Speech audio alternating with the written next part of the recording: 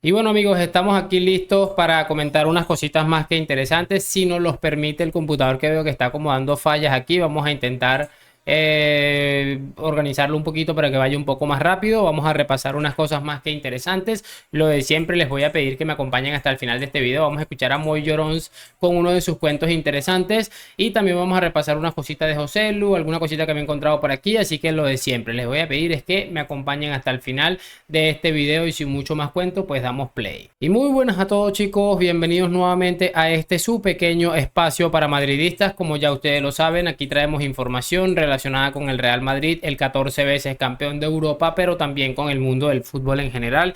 Y lo que les estaba comentando chicos, vamos a repasar varias cosas interesantes en esa... estoy grabando esto como 40 minutos antes de que empiece el partido contra el Patético de Madrid en el Bernabéu, y que nos puede permitir colocarnos líderes absolutos de la liga contra un Girona que, bueno, ayer se dejó puntos contra la Real Sociedad, y con la posibilidad de sacar 7 la próxima semana al Girona. Y si por supuesto se gana ese partido, sacarle por lo menos 10 puntos al Palancas y al Atlético de Madrid, quienes son los principales perseguidores. Entonces, partido importante. Y algo que comentaba en Twitter yo hace un momento era que el Real Madrid, si el Real Madrid logra ganar, y esto se desenfocó, voy a pausar un momento, que si el Real Madrid lograba ganar hoy al Atlético en el Bernabéu, con la defensa que ya seguramente ustedes la conocieron, con 4 laterales, bueno, 3 laterales y un defensor central como es Nacho, que no da muchas garantías a día de hoy, no va a haber absolutamente nadie capaz de arrebatarle esa liga al Real Madrid, porque lo de hoy es absolutamente impresionante. Pero bueno, no vinimos a hablar del partido, el partido lo vamos a analizar seguramente después del mismo en mi otro canal, así que muchísima atención. Aquí vamos a ver unas cositas. Quiero arrancar con esto, una curiosa imagen que se ha hecho viral en las últimas horas, y la voy a colocar aquí en la pantalla porque para mí es sumamente importante que veamos esto. Aquí se pueden estar dando cuenta de lo que les estoy diciendo. Les estoy diciendo que Luka Doncic, que es un jugador de baloncesto bastante importante en la historia del club, posteó esta imagen en su cuenta oficial de Instagram con con una foto de Kylian Mbappé. La ha reposteado en su historia, y Mbappé vistiendo del Real Madrid.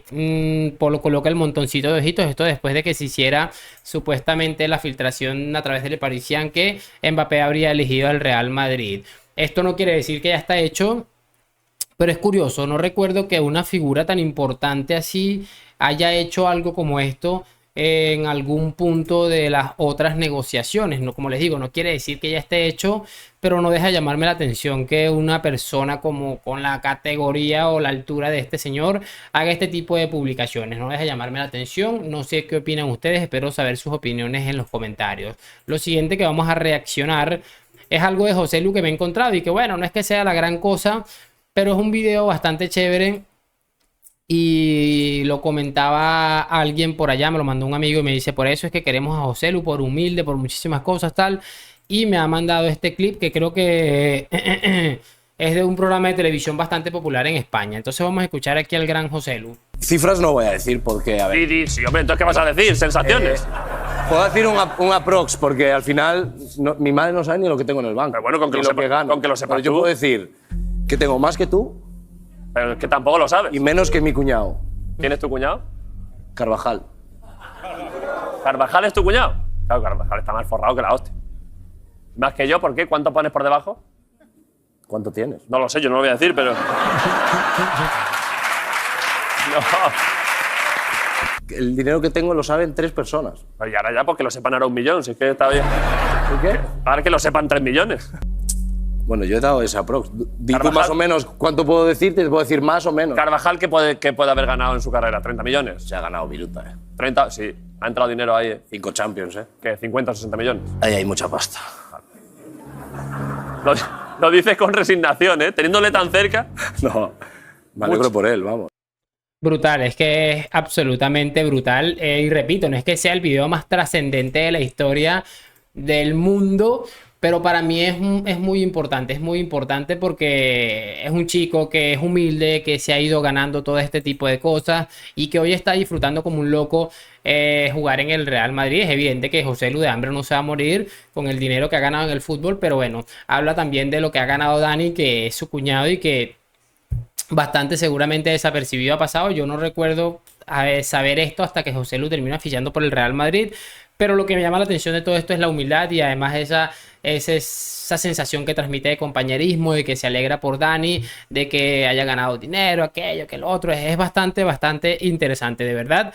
Por ahí también se habla de que directivos del Real Madrid quieren que José Lu continúe la temporada que viene. Yo estoy totalmente de acuerdo. Me encantaría que José Lu continuase en el Real Madrid. Creo que se lo ha ganado. Vamos a ver qué fichajes hay para la siguiente temporada, pero yo particularmente creo que para este rol específico, tener un delantero suplente como José Lu Matu para mí va a ser bastante importante y ojalá que el Real Madrid se plantee ese fichaje, que le ponga con una temporada, un contrato de una temporada más uno. Creo que puede ser, creo que se lo ha ganado y creo que se lo va a seguir ganando en lo que resta de temporada, así que todavía queda mucha tela para cortar.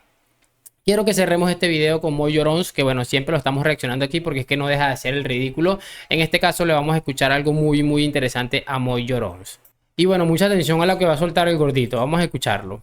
Es maravilloso. Ahora, Antoine Griezmann está en plan travieso. Está en plan que se gusta. Jugadorazo. Y el Bernabéu para Antoine Griezmann, yo no te digo que sea el jardín que tenía Messi, ¿no? Pero por ahí. Y en la Supercopa ya mostró Antoine Griezmann que a la que puede picarle al Madrid, se la enchufa dentro fácil. Bueno, ahí está lo que les estaba comentando. De hecho, en mi otro canal, una vez el Lobo Carrasco, imagínense ustedes que la otra vez estaba viendo que el Lobo Carrasco dijo algo así como que el Bernabéu era el jardín de Messi o algo así estuvo diciendo este señor y me llamó mucho la atención porque me puse a revisar datos y le desmonté esa opinión en un video que hice en mi otro canal y es ridículo escuchar esto de eso del Bernabéu del jardín de Messi. Ha quedado totalmente desmontado. Incluso revisé que Cristiano había sido más decisivo en el Camp Nou que el mismo Messi en el Bernabéu, pero el relato de toda la vida, la prensa pagada por este tema. Y bueno, hablando en concreto de Moy Llorón, sabemos que tiene un alto porcentaje de enfermedad mental que le hace hacer este tipo de ridículos con tal de querer dejar mal al Real Madrid y por eso lo vamos a repasar. Vamos a ver qué tan cierto es de que es casi el jardín de Griezmann el Bernabéu. Por eso les voy a colocar una imagen que he sacado de Goal, que es unas estadísticas que se han actualizado recientemente. Dice que está actualizado desde el 18 de enero y habla de los números de Griezmann en el Bernabéu. Porque si nos fijamos, y aquí está la imagen, en competición lleva un partido de Supercopa de Europa, una victoria, 0 empates, 0 derrotas, 0 goles. 5 de Champions, una victoria, un empate, 3 derrotas y un gol. En la liga lleva 27 partidos, 5 victorias, 8 empates, 14 derrotas y 8 goles. En la Copa del Rey, 3 partidos, una victoria, un empate, una derrota, 0 goles. En la Supercopa, 4 partidos, 2 victorias, un empate, una derrota, 2 goles. En total, Griezmann en 40 partidos ha ganado 10 veces al Madrid, ha empatado 11 veces, ha perdido 19 veces y ha marcado 11 goles en 40 partidos.